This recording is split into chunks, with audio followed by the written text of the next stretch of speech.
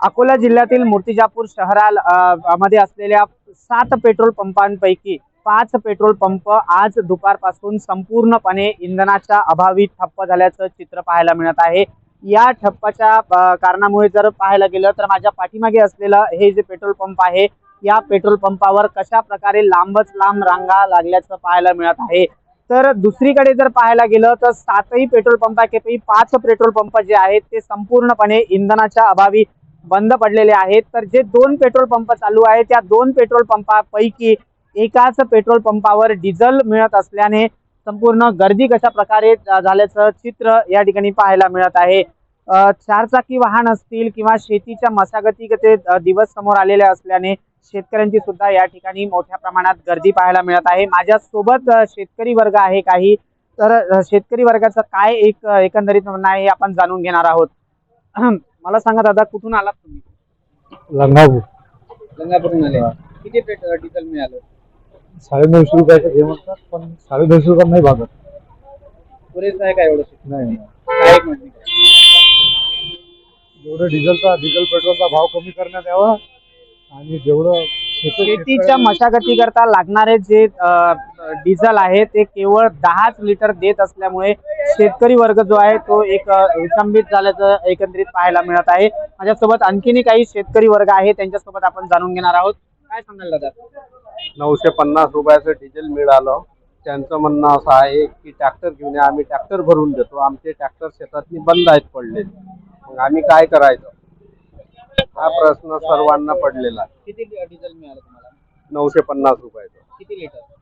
950 रुपये 10 लिटर। तेवढं डिझेल आम्हाला जायलाच पाहिजे, तेवढं ट्रॅक्टर येत नाही ना पुढे। 20 किलोमीटरवरून गाव आहे आमचं।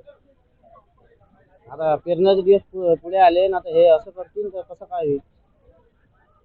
आगामी समोर पेरण्यांचे दिवस तोंडावर आलेले आहेत आणि याकरिता ट्रॅक्टर असेल किंवा इतरही काही ज्या शेतीचे अवजार आहेत, मशिनी आहेत, याच्याकरता डिझेल असेल याची मोठी अत्यंत आवश्यकता भासते। मात्र प्रशासनाच्या वतीने ज्याप्रमाणे पेट्रोल पंप धारक संचालकांना आदेश देण्यात आलेले आहेत की केवळ एका शेतकऱ्याला 10 लिटरच्या वर डिझेल देण्यात येऊ नये, यामुळे ही जी गर्दी उसळलेली आहे, शेतकऱ्यांच्या जी बाजू आहे ती शेतकऱ्यांची बाजू कोण मांडणार असा एक प्रश्न निर्माण झालेला आहे। 10 लिटर पेट्रोल मध्ये येणं जाणं सुद्धा आमचं होत नाही, तेव्हा ही जे 10 लिटरच्या वर आहे ही वाढवून देण्यात यावं अशी मागणी केल्या जात आहे।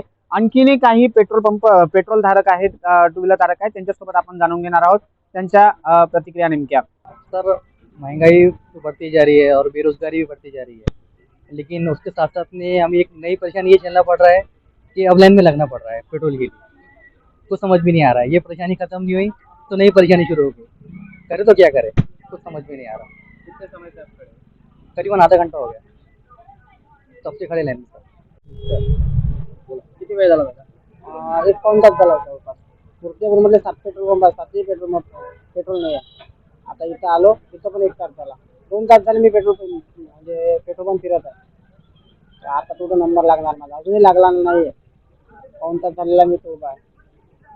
आता बघू लागते का पेट्रोल, संपते तर। हे सगळे गर्दी पेट्रोलचे किमती वाढले त्यामुळे एवढी गर्दी उसळलेली आहे। त्याला वाटते वरती तोडावं पडेल, त्यामुळे इथे नाही सगळीकडे आहे। तिकडचे 2 पंप बंद आहे, फक्त हे रिलायन्स आणि हे दोघं इथं खूप गर्दी आहे। नाही आहे पेट्रोलची गडबड जास्त आहे, लाईन लागलेली आहे। अर्ध्या तासपासून मी उभा आहो, त्या पंपावर उभा होतो, लाईन नंबर लागला नाही, तिथेही गडबड आहे, गर्दीच खूप आहे। आज शेतकऱ्यांची अशी अवस्था झालेली आहे की शेती करणं म्हणजे शेती आम्ही करावं का नाही करावं अशी परिस्थिती झालेली आहे। एकीकडे सरकार म्हणते की आपला देश हा कृषीप्रधान आहे आणि त्याच कृषीप्रधान देशामध्ये आम्हा शेतकऱ्यांना डिझेलसाठी म्हणजे दारोदारी फिरायला लागत आहे। आज आम्हाला आता मी या मूर्तिजापूरच्या पेट्रोल पंपावर आलेलो आहो, तर इथं फक्त मला 900 रुपयाचं डिझेल भेटलेलं आहे। सांगा आता 900 रुपयाच्या डिझेलमध्ये फक्त आमचं एकरभर वावर होते, तर आम्ही एकरभर वावर करावं का आमची पूर्ण शेती करावं? आता आमच्या पुढे असा प्रश्न आलेला आहे की आता आम्ही शेती तयार कशी करावं? पाहिलं तर आता मला वाटतं कालांतर पुढच्या महिन्यात पेरणीचे दिवस येणार आहेत। आता आम्हाला शेतीची मशागत करावी लागते, तर मशागत कशी करावं आम्ही, हाच आमचा सरकारला प्रश्न आहे का आम्ही आता शेती करणं सोडून द्यावं? एक तर मग आमची शेती सरकारनं घ्यावं करायला, आम्हाला जे लागेल ते मुनाफा देऊन द्यावं। एकंदरीतच जर पाहायला गेलं तर आखाती देशातील युद्धाचा परिणाम जो आहे तो थेट भारतातील इंधनावर पडल्याचं चित्र उघडपणे पाहायला मिळत आहे.